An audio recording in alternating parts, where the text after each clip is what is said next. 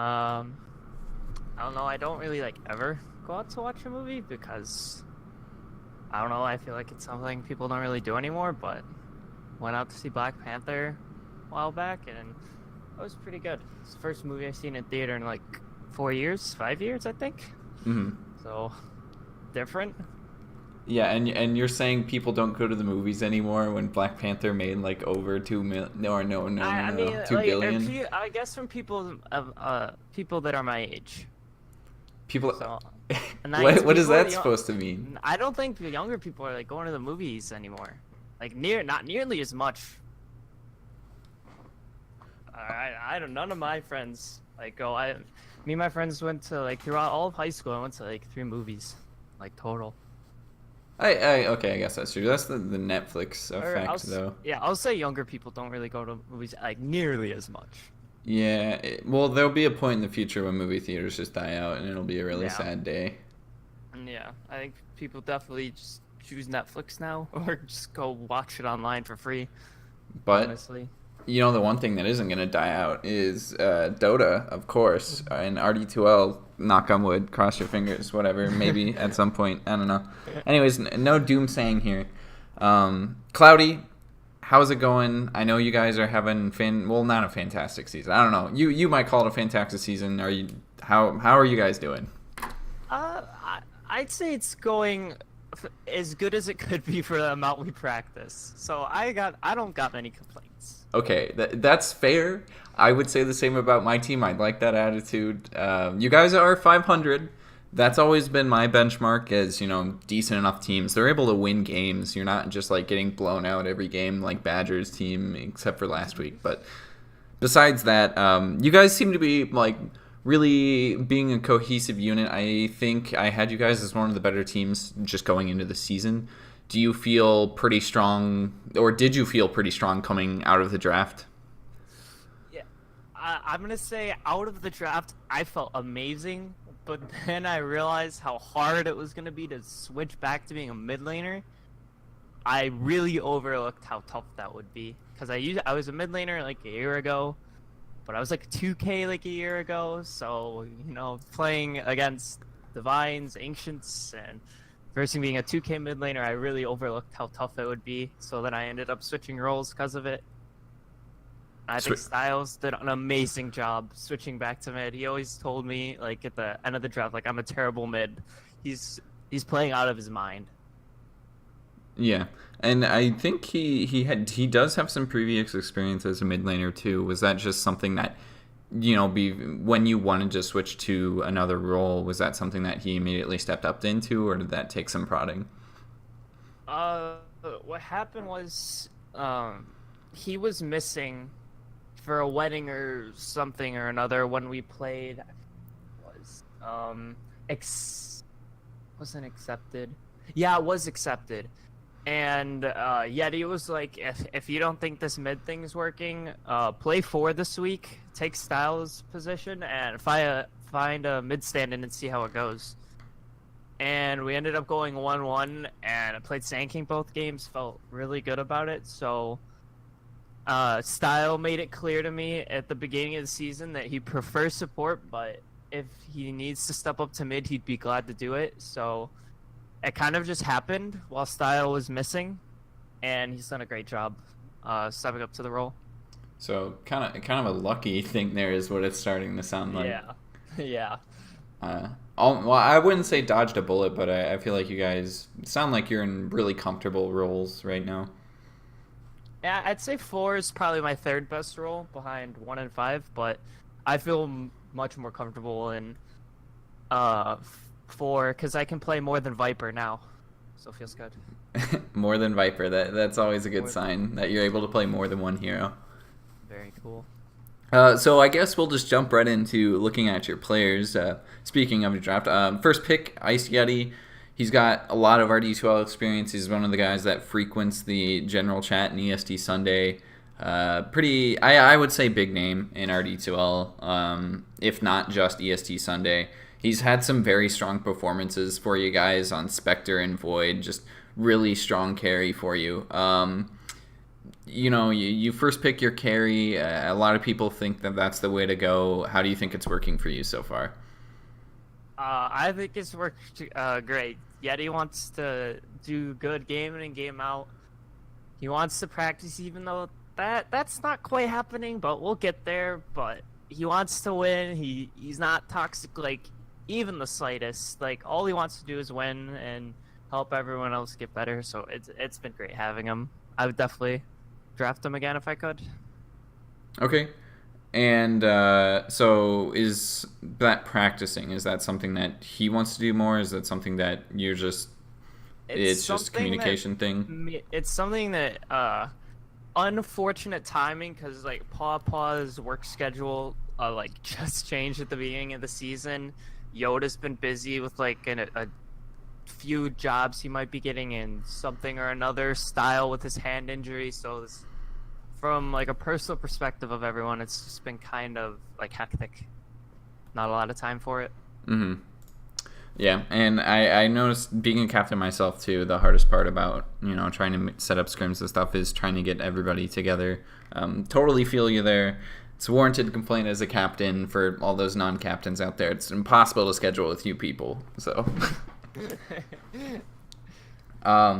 Style, who we did talk about, he's your mid player who's kind of stepped into the role, was maybe a little bit used to it before then.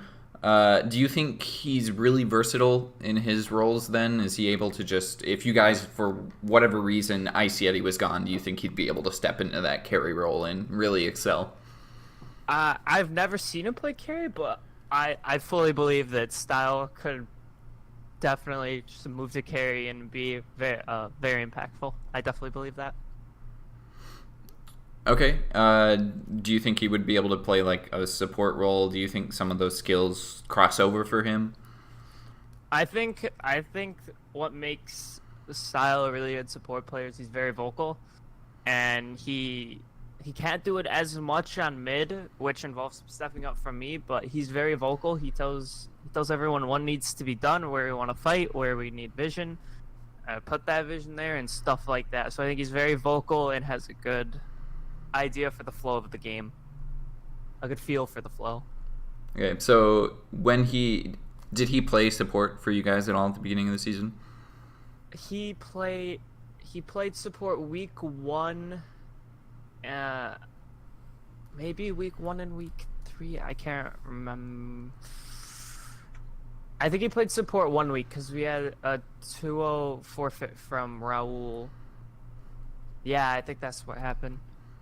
So he only played support for one actual week. He played support 1 or 2 series. I don't know why I'm blanking on this, but yeah, 1 or 2 series. Okay, and do you guys think that really worked out for you? Was he like, calling the shots, leading the team from that support role? Yeah, he was. But I think he's better. I think the difference between my mid and his 4 and my 4 are like significantly different. I think he's a much better mid laner than he is, or he's as good a 4 as he is a mid, but my 4, I'm so much more confident, have such a bigger hero pool. I think that's what it's making his mid like super valuable, at least right now. Mm-hmm. Would you say you guys have like completely different play styles? As a 4 or a mid? As either. Like, if you compared your 2 mid roles, do you guys play any differently? And if you compared your 2 4 roles, do you guys kind of lead differently? I think Style's definitely more active on the map as a mid. Like, I've been a carry player for a very long time, so sometimes even if I'm playing like a Viper or a DK, you'll see me AFK farming in jungle for God knows why, but I think definitely his flow of the game his idea for the flow of the game is just amazing, which is much better than mine. So I think that's what separates us a lot. He really knows how to move around the map and where he should be and when. I think he does that much better than I do. Do you think some of those skills like bleed over into him playing the mid then, and are you like learning from some of those? Oh, definitely. Like, I'll go back and I've watched the replay of our last series, at least I've watched it once, and I'm going over with the coach tomorrow. So definitely just watching what the Divine players on my team do, and what I can do better. Looking back, what I can do better as a captain to communicate more. Because sometimes Yeti and Style will do all the talking, and when I'm playing for, I need to be vocal and stuff like that. So it's all a learning experience. Is this a secret coach, or do you want to give him a shout out? He's just one of my Divine 5 friends. His name is Tact. Well, there's Tact and then there's Tacticals. Confusing, but that helps me a lot. Certainly sounds like somebody you might want to convince to come play ESD Sunday, help us get a championship. Maybe I can convince them. It's always fun, right? Yeah. Even if you're one of the higher ranked players, I think you still can learn a lot from playing in a league like this. Third player, weirdly you picked your 3-player third, Sans Serif or Papa. He played a lot of Omni in his last season's team, last season being RD2L season 13. This season he plays, I noticed you're picking him a lot of lane dominating heroes like Pit Lord and Beastmaster. Are those just heroes he's really comfortable with, or are those just meta heroes that you're picking right now? I think generally I'm not gonna say we don't think about just giving him strong lane dominating heroes. It's just like how we play. Like at the beginning of the season, people were banning his Underlord or his Bat a lot, and now we're starting to get it. So most times we can get that Bat Rider, we're gonna pick it over and over because he's just so good with that hero and has such a feel for. And he goes off whenever he gets Bat Rider, and Pit Lord seems to be like that backup, one of his real comfort heroes. So, like, we've as the season goes on, we've started to play like much better, and from like talking to Styles and more now, what we're thinking is drafting comfort heroes that are comfortable with, and we'll play better. Not necessarily pick the best hero, pick the hero you're most comfortable on, and will make the most plays on. That seems to be like Bat Rider and these lane dominating offlaners, like especially Bat and Underlord. Okay. If you had to prioritize picking comfort heroes for somebody, would you rather pick a comfort hero for your support or your offlaner?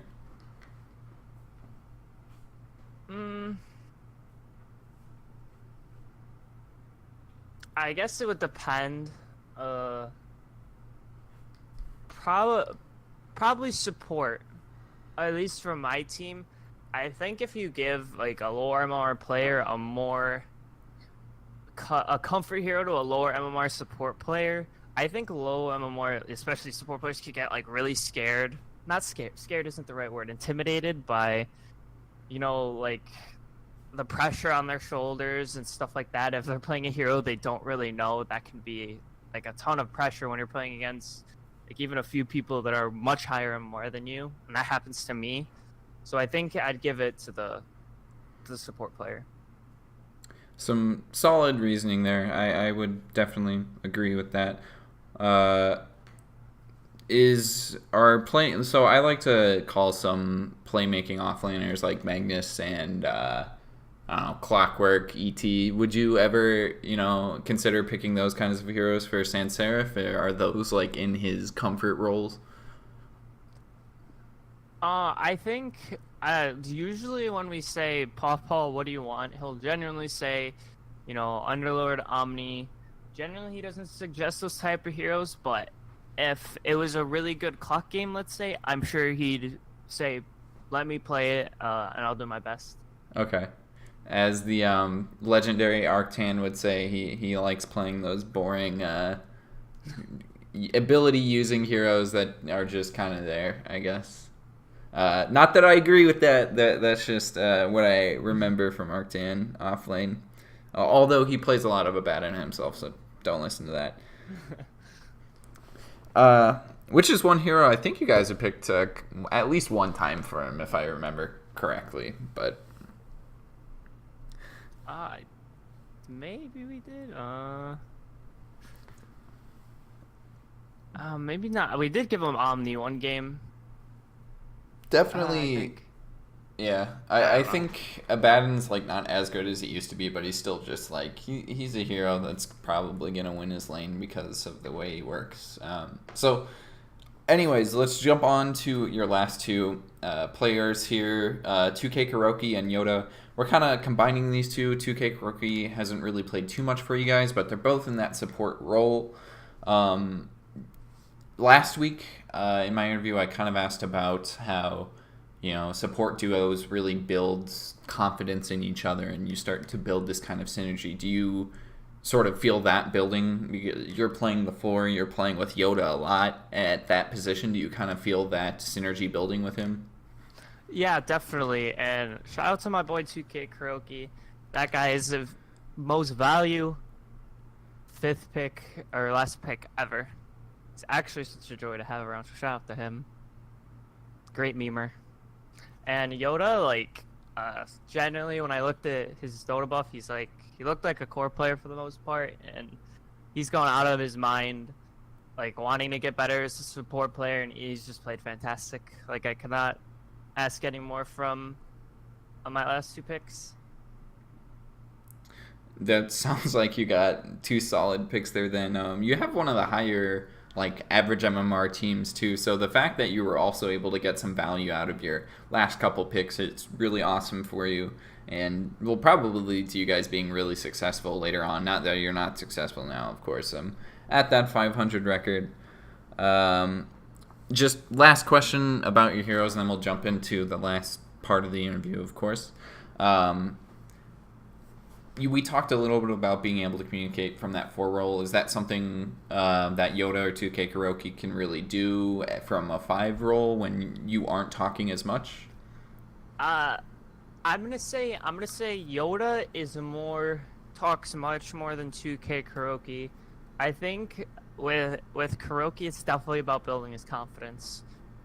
And as I start to play more 4, again, because I was a 4 player 6 months ago so it's just about getting back in the groove for me. But Yoda calls his fair amount of shots, and then it's a little bit more of guiding with Kuroki, but he doesn't not talk, but needs a little guiding, but that's totally fine. He's really trying to learn. He's going over stuff with style, like his pubs. So I couldn't ask any more from like either of them. They're both great. All right. Sounds like a really value pick for next season then, if he's picking up a lot of that knowledge. That's something I know Vanilla did. That's something I know Hotshot did. So it might be some of the same cases there. So captains, be on the lookout for those two players next season. This season, they're already on Cloudy's team. Cloudy, that concludes the player portion of the interview. We're going to jump into the Dota buff quiz now, which is something you hopefully haven't studied for, because this is the one test you don't need to study for. You should already know yourself. Shame on you if you don't. If you miss any of these, you're terrible at Dota. No, that's a joke. Terrible at Dota. XD. You could honestly be terrible at Dota and get all of these right, so don't worry about it. You know how this works. I'm basically just gonna, or maybe you don't. I'm just gonna ask you questions based on your Dota buff, just things you can find on there through like a 10-minute glance, because that's really all I gave it. I'm not gonna ask you about what'd you play on November 24th, 2015, because that's stupid. So, Cloudy, are you ready for this? I'm ready, I think. All right. Question number 1 then. Let's jump right into it. What is your highest played hero in esports matches? Gyrocopter? True. And so that's correct, but do you know your win rate? Dead 50%, I think? Dead 50%. All right.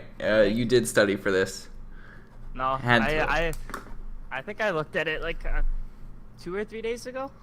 Because I play in an in-house league, so I'm always looking at it. But I think okay. You see, that makes it... Okay, well, not all these are esports, though. So yeah. Usually people don't get that one because nobody checks their esports profile for whatever reason. Question number 2. What is your highest win rate hero over 50 games?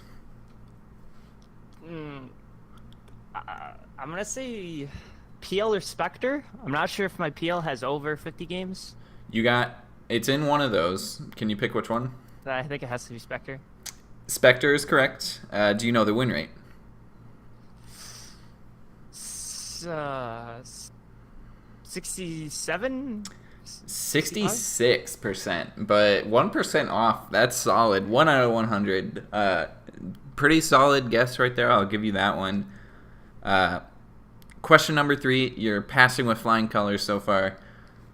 What is your longest match in the history of your Dota career? I'd guess an hour and 45 minutes, maybe? It is an hour and 40 minutes, and that's rounding up from an hour and 39. 6 minutes off. But for the point back, do you know what hero you played? It was just 2 months ago. Oh, Jug. I remember that game. I think it was Jug. Not quite. No? God damn it. There might have been a Jug in the game. Hold on. There was a Jug in the game on your team. Oh, no, it was Lena. Got it. Yeah, I remember that game now. Looks like a really fun game for playing an hour and 49 minutes against a Meepo and a Kunkka that has 4 rapiers. Yep. Fun game. Yeah, my Jug was very close to breaking his items that game. Sounds like a common Dota game. Yeah. You're able to pull that one out, though. Ended up getting the victory, which is impressive again against that team because this Kuko was pretty farmed at a net worth of 55k. But I mean, through an hour and 40 minutes, I don't know if that's impressive or just like, you know, everybody should have that. Question number 4. Over the history of your Dota, what is your average kill-death assist ratio? And this is going to include your assists. So it's kills plus assists divided by deaths. You're probably not going to get this one. Yeah. 3.5? 3.88, which is a pretty, again, close guess there. Oh, feels good, man. Feel fantastic. You know, other than some help on the third one, I think you're passing with flying colors. Question number 5. Final question. What is your win rate in Dota overall? Oh, it's like 51.5 or some shit. 51.66. So yeah, that again, super close guess. I'll give that to you. It seems like you know your Dota self. So congratulations. 2 claps. Poggers. Wow, it's unbelievable. Where's my divine valve? Thank you. Yeah, honestly, what rank are you right now after the reset? I just got Ancient 1. Ancient 1, that's more than me, so you're already off to a good start. Anyways, congratulations on that.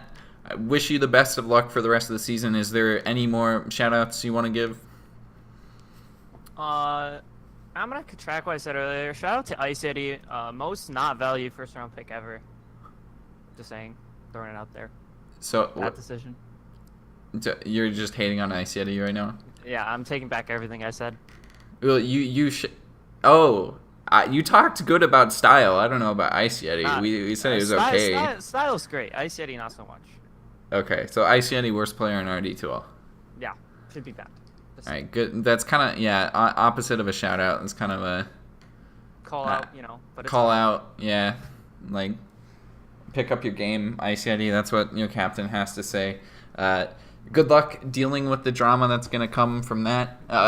Hopefully, you guys can do well the rest of the season. Finish above 500. That's my benchmark. I don't know if that's your benchmark, but good luck making playoffs. I think we have 3 weeks left, so you need 5 more wins to get to that 10-win mark, but I think you only need 9 wins now or something like that with the playoff expansion, so good luck in that. Thanks so much, Cloudy, for coming on. All right, good luck to you guys, too. Hopefully we'll see you in playoffs.